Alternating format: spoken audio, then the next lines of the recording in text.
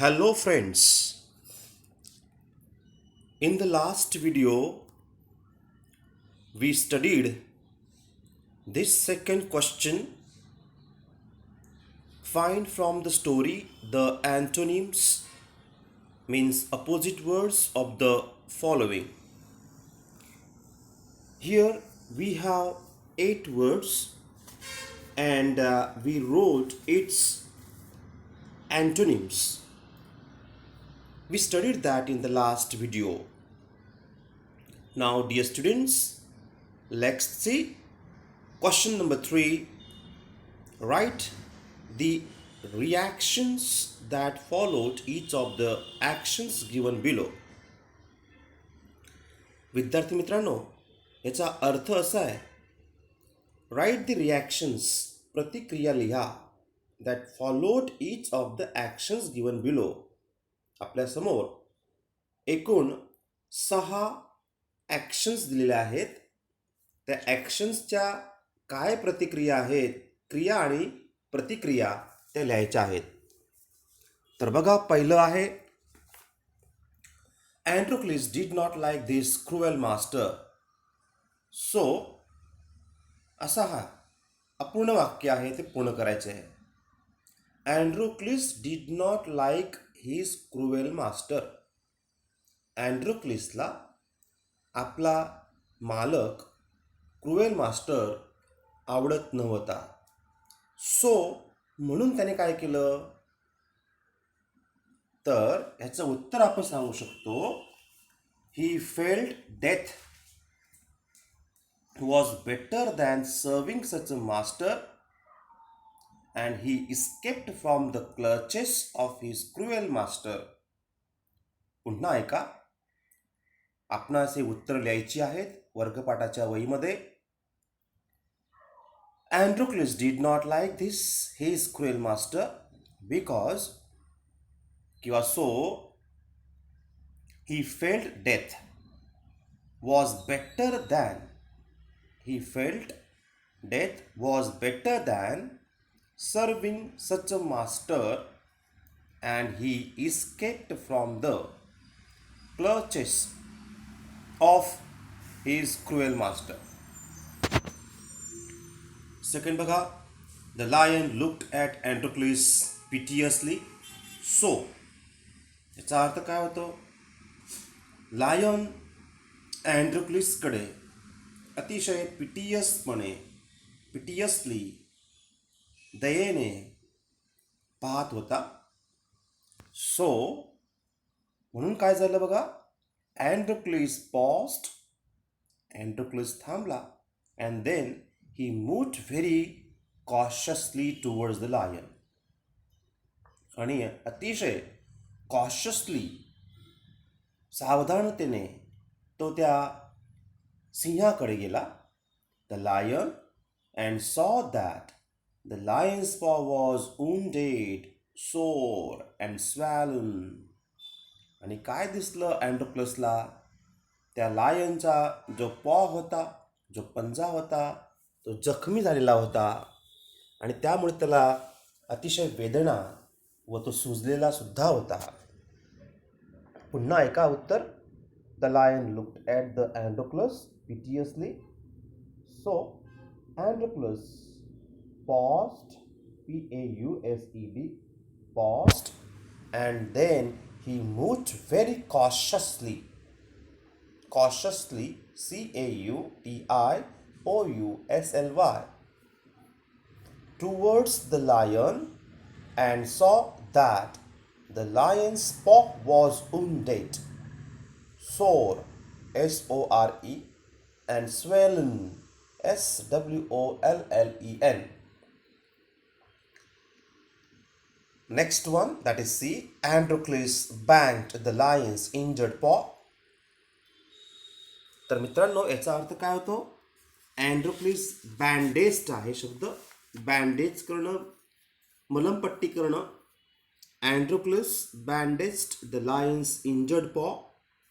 अँड्रोक्लसनी त्या जखमी पंजाला, लायन्सचा जो पॉ होता त्या पंजाला मलमपट्टी केली. बँडेज केलं. म्हणून काय झालं, so the lion licked his arm, आणि म्हणून लायन अँड्रोक्लिसचे आर्म्स ना लिक करत होता. लिक करणे, चाटणे. As if to show gratitude. असं करणं म्हणजे प्राण्याचं काय दर्शवणं, एक लव दर्शवणं, ग्रॅटिट्यूड दर्शवणं, कृतज्ञता व्यक्त करणं. Which surprised and wondered Androcles. आणि हे असं बघून, ही रिॲक्शन पाहून साहजिकच अँड्रोक्लसला लायनबद्दल खूप आश्चर्य वाटलं. Next one, dear students, that is D. A hungry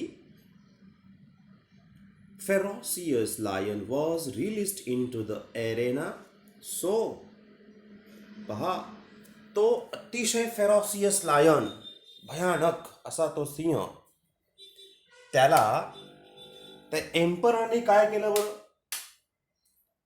त्या एरेनामधून ते जे मैदान होतं त्यात त्याला मोकळं सोडलं, की ज्या ठिकाणी अँड्रोक्लिस एकटाच उभा होता. And that lion was so hungry, very ferocious. तर काय बरं त्या ठिकाणी रिॲक्शन होणार, आपल्याला सगळ्यांना माहिती आहे. एक भुकेलेला सिंह अनेक दिवसांपासून, अतिशय भयानक अशा प्रकारचा तो सिंह, त्याच्यासमोर एकमेव असेल ते म्हणजे एखादा व्यक्ती असेल तर तो त्यावरती एक आपलं अटॅक तर 100% करणार, आणि त्याला फिस्ट, आपले भोजन म्हणून यूज होणार. अशा पद्धतीने अँड्रोक्लिस समोर आहे. And hungry ferocious lion was released into the arena. So Androcles was filled with fear. साहजिकच बघा उत्तर. So Androcles was filled with fear. खूप त्याला भीती वाटत होती. But he showed he was not afraid. Androcles प्रचंड घाबरला होता, परंतु तो अशा प्रकारची भीती मात्र दर्शवत नव्हता. Androcles was filled with fear, but he showed he was not afraid. Next one, number 5. The lion reached Androcles and the lion reached Androcles. Lion Androcles पर्यंत पोहोचला. And then it moved slowly forward. तो सिंह slowly, हळुवारपणे अँड्रोक्लिसकडे गेला. All its rage seemed to have melted. अँड्रोक्लिसला बघता क्षणी त्या सिंहाचा जो राग होता तो संपूर्ण राग कमी झाला, मेल्टेड झाला. And it recognise its friend. आणि त्या लायननी आपल्या फ्रेंडला, अँड्रोक्लिसला ओळखलं. उत्तर पुन्हा ऐका. The lion reached Androcles and then it moved slowly forward. All its rage seemed to have melted and it recognized its friend. Dear students, last one, that is F. The emperor asks Androclus what other reward he would like so. Sir, ते शेवटी त्या एम्पररनी अँड्रोक्लसला विचारलं की तुला कुठला reward घ्यायला आवडेल, कुठलं बक्षीस, पारितोषिक घ्यायला आवडेल.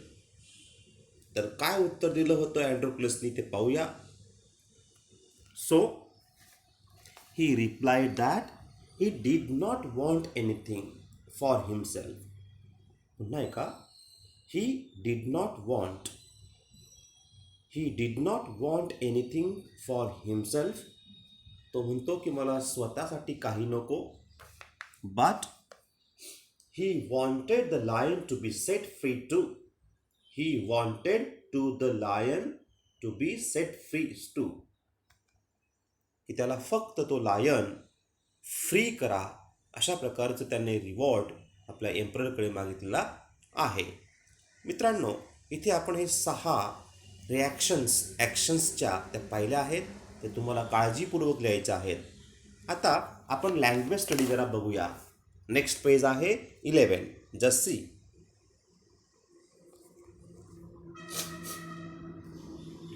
Okay, this is the page that is 11 number, and it is on language study. मित्रांनो, पान नंबर 11 जे आहे ते लँग्वेज स्टडी म्हणजेच ग्रामरचा हा भाग असतो. आपण हे जरा बघूयात. लँग्वेज स्टडी याच्यामध्ये काय बरं आहे तर आहे ऑक्झिलियरी वर्ब्स म्हणजेच हेल्पिंग वर्ब्स म्हणजेच मदत करणारे क्रियापदे, सहाय्यकारी क्रियापदे. अतिशय महत्त्वाचा हा घटक आहे. पुढील जे मुख्य ग्रामर असतं, जे मेन ग्रामर असतं, त्यासाठी याचा उपयोग प्रचंड होत असतो. ऑक्झिलियरी वर्ब्स मित्रांनो एकूण 24 आहेत. 24 सहाय्यकारी क्रियापदे आहेत. लक्षात राहू द्या. हे सगळं वहीत लिहायचं आहे. क्वेश्चन टॅग करताना किंवा अन्य पुढील ग्रामरचे जे मुख्य मुद्दे असतात, कंटेंट असतात, ते सॉल्व करताना ऑक्झिलरी वर्बचा खूप मोठा फायदा होत असतो. तर आपण जाणून घेऊया ऑक्झिलरी वर्ब म्हणजे काय असतं. Verbs that help to form tenses, moods and voices are called auxiliary helping verbs. For example, be, can, may, will, etc.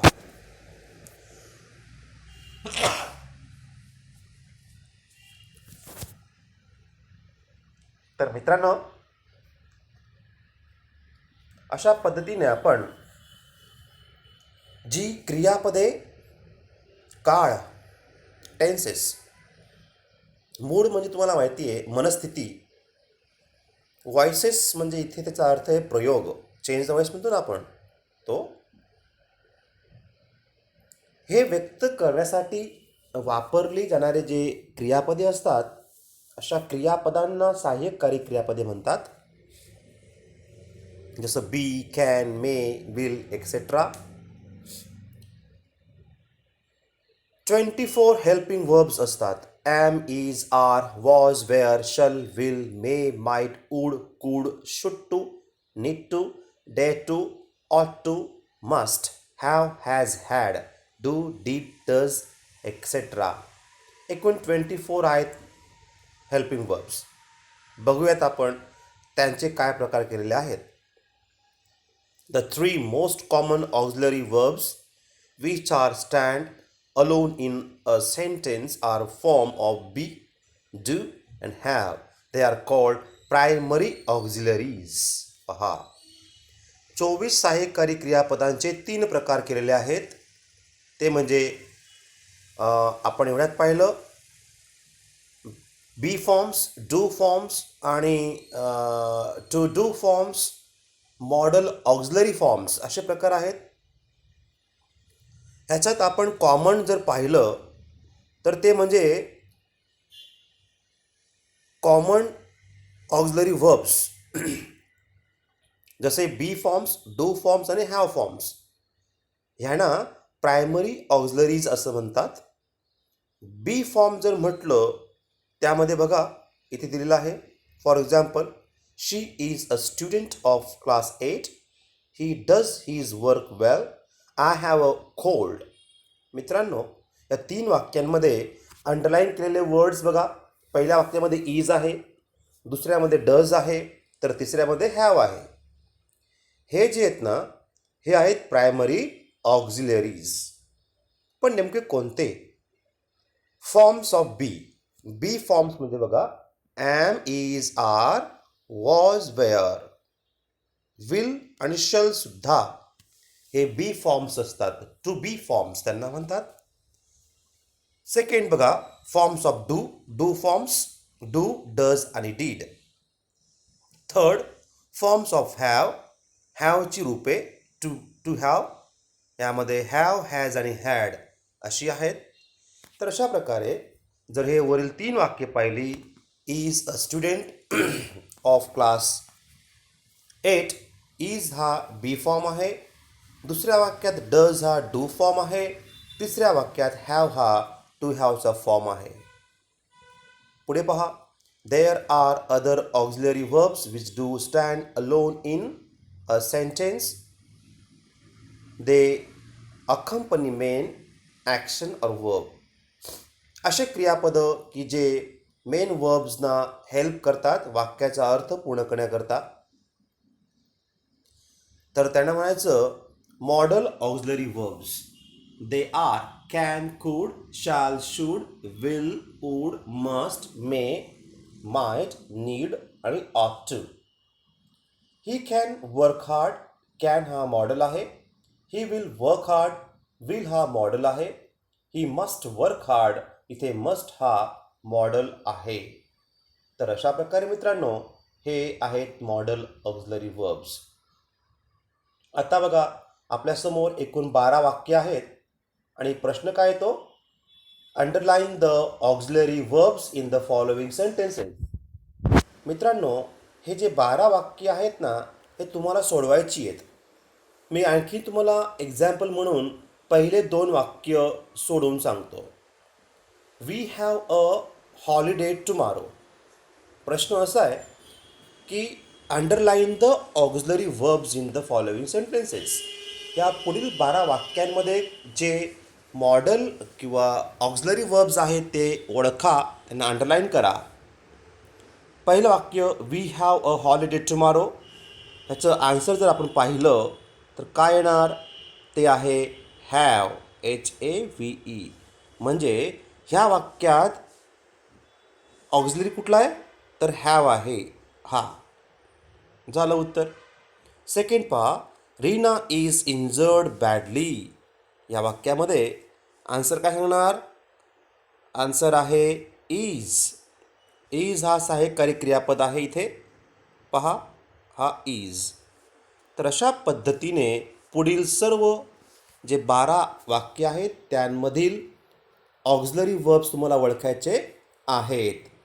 So my dear students, here we are going to stop. Take care. We will meet soon in our next video. Thank you.